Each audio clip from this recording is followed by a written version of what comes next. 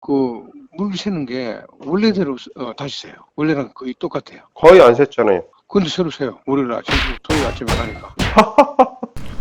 날라가던 물이 다시 샌다고 해서요. 다시 갔습니다. 6일차입니다. 6일차. 물이 왜 안 나와? 이 집은 제가 뭐 잘못했나 실수했나 그렇게 생각하고 처음 누수 탐지부터 다시 하는 거예요. 이 망치 깨는 거는 이제 화가 많이 나서 깼던 데를 다시 깨봅니다. 문제가 다시 있는지 그걸 파악하는 거고요. 거기를 깼더니 전혀 문제가 생기지 않아서 또 다른 곳을 의심되는 데를 떼서 보기로 마음을 먹고 비닐 보양 작업을 다시 하고 있어요. 이 원룸이 문이 없습니다. 문을 떼버렸어요. 그래가지고 문이 없어서 이제 그 들어가는 입구 쪽에 비닐 보양을 하는 모습입니다.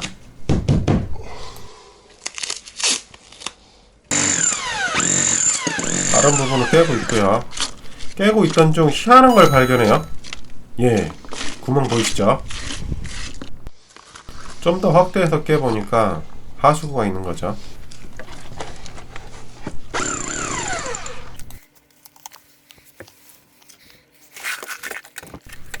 또 다른 희망이 보였습니다. 그래서 열심히 파고 있죠. 하수구가 화장실, 이 집의 화장실하고 옆집의 화장실하고 만나는 지점이었어요.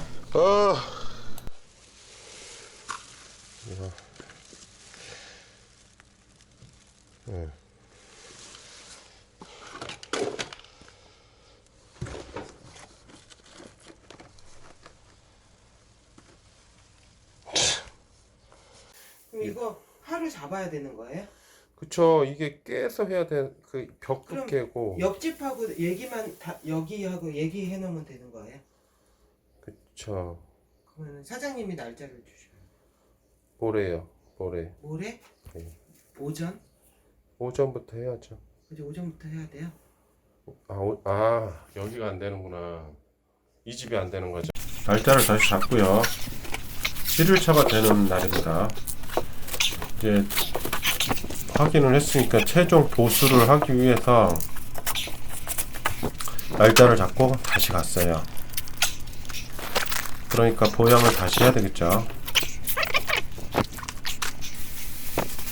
먼지와의 싸움입니다. 우리는 옆에 집이랑 같이 붙어 있었기 때문에 벽면을 껴대고 그 옆에 집에 바닥을 떼서 처음에 해야 되는 줄 알았죠. 그리고 이제 이 부분을 먼저 절개해서 보자라고 했던 겁니다. 커트라인인데? 미치겠다. 작업이 이제 어려우니까 푸념을 늘어놓고 있어요. 합판 부분을 다 제껴놓고 보니까요, 딱 수리할 수 있는 정도까지 딱 나와서 추가로 옆에 집 바닥을 깨진 않았습니다.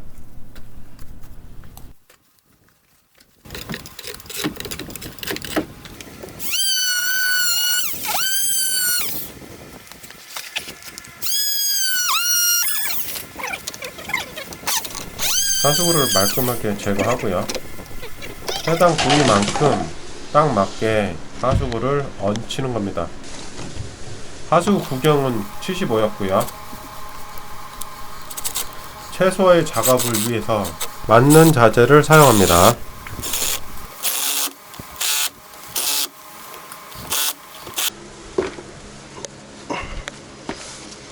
그 다음에 최종적으로 이 부분이 맞는지 안 맞는지 아직까지 모르기 때문에 열어놓고 가요.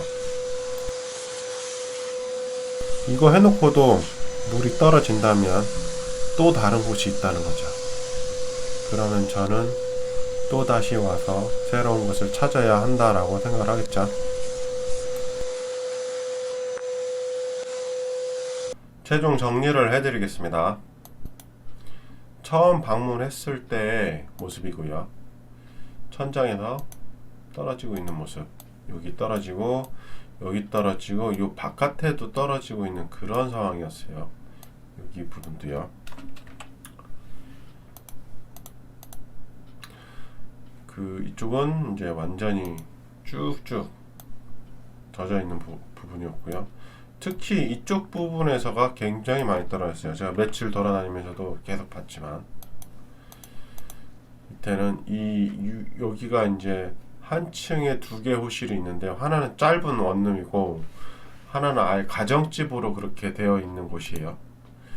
그리고 2일차 갔을 때 판단을 하기 위해서 내시경 카메라를 넣어봐요. 내시경 카메라가 이쪽, 그러니까 벽면 쪽에 여기 보시면은 요 그 하수구 화면이거든요. 그래서 그 물이 지속적이지 않다는 게 약간의 근거 자료가 됐어요. 그래서 여기를 내시경을 넣어봐서 하수관이 어디로 갔는지를 파악하고, 근데 이쪽 벽면 쪽으로 갔다는 게 파악이 돼서 벽면 쪽을 먼저 깨보기 시작하는 거예요. 요 화면이 이제 싱크대 쪽, 요 화면이 싱크대에서 벽면으로 들어가니 그쪽을 한번 이제 깨보자 해서 밑에 층도 같이 그렇게 됐고요. 그래서 정말 기쁘게도 요거 찾은 거예요. 찾았어요. 근데 보니까 여기가 실리콘으로 마감을 한 거예요. 실리콘 마감을 해서 위층에서 물을 쓰면 이쪽으로 이렇게 뿜어져 있는 거죠. 굉장히 기뻤습니다, 이거 할 때. 그리고 이제 디테일하게 깨서 보니까 요렇게 원래 이렇게 주둥이가 이렇게 나와 있어야 되는데요. 주둥이가 나와서 이렇게 나와야 되는데 그냥 여기다 집어 넣은 거예요. 자른 다음에. 정상적인 거는 이렇게 나와야 됩니다. 이렇게 주둥이가 나와 있죠. 이렇게 나와서 이렇게 끌고 와야 되는데 얘 있는 거를 그냥 갖다 집어 넣은 거예요. 잘라가지고. 시공을 완전히 잘못했죠. 그렇게 해서 요거를 해놓은 다음에 제가 이제 마르는 조건이 있기 때문에 밑에 집에 마르면은 이거 마감해 드릴게요 이렇게 이야기를 한 거예요. 저 같은 경우에 이제 마르는 계약서를 작성을 해드려요. 마르면 비용을 받는 걸로. 그래서 기다리고 있었는데, 그리고 또 말라가고 있어요 라고 이야기를 하셨어요. 자, 그래서 제가 처음에 싱크대에서 물을 내시경 넣어서 이렇게 해서 이쪽으로 들어간 거 확인했고, 여기서 1차적으로 발견한 거예요. 1차적으로 누수를 찾았고, 지금 현재 되고 있는 데는 여기였고, 보일러실 쪽에서는 여기서 했었어요. 그리고 이 집의 화장실은 이렇게 돼 있고, 옆에 집의 화장실은 이렇게 돼 있습니다. 이쪽으로. 그리고 또 옆에 집의 화장실은 방 안에 이렇게 들어가는 구조예요. 그러니까 결과적으로 이쪽 라인은 다 화장실이에요. 이쪽 집, 옆에 집 화장실, 그러니까 이게 101호 화장실, 102호 화장실, 102호 화장실 이렇게 되어 있는 구조죠. 그래서 화장실 옆에가 뭐가 있나 이렇게 해서 여기를 발견하게 된 거예요. 그러니까 옆에 쪽 화장실에서 나오는 그런 물, 화장실 물이에요. 근데 이거를 누가 이렇게 벽면에 화장실 하수구가 있다고 생각을 하겠습니까? 그죠? 근데 다행히 요만큼의 턱이 없었다면 요 옆에 화장실도 깨야 되는데 그러진 않고 여기 딱 카트라인이 오더라고요. 그래서 여기를 갈아준 거예요. 그래서 최종적으로 잘라서 7일차입니다. 잘라서 요거는 이렇게 누워있을 때 이렇게 배를 좀 갈라가지고 자르시면 돼요. 최종적으로 봤더니 어디냐 보이시죠? T 부분에 여기가 맛이 갔어요. 갈라졌어요. 이게 확대해서 보니까요, 누가 진짜 말 그대로 칼로 딱 그만큼 짠 것처럼 이렇게 맛이 갔습니다. 그래서 이 집 같은 경우에는 정말 그 하나 찾았을 때 저는 다 끝난 줄 알았어요. 그랬는데 이제 마르지 않으니까, 계약 자체가 마르는 조건이기 때문에 말라야 저는 끝나는 걸로 인식을 이제 서로 합의를 한 거니까요. 이렇듯 층간 누수는 계약서를 꼭 작성하셔야 되고요. 누수가 되면 계약서 없는 공사는 하지 마세요.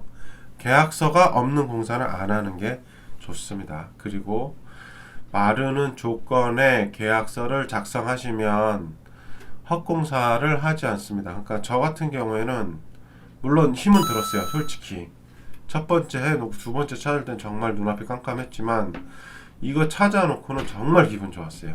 어쨌든 누수탐지는 마르는 조건의 계약을 반드시 하고 공사를 한다. 이것만 기억하시면 됩니다. 이번 영상은 여기까지 하겠습니다. 고맙습니다.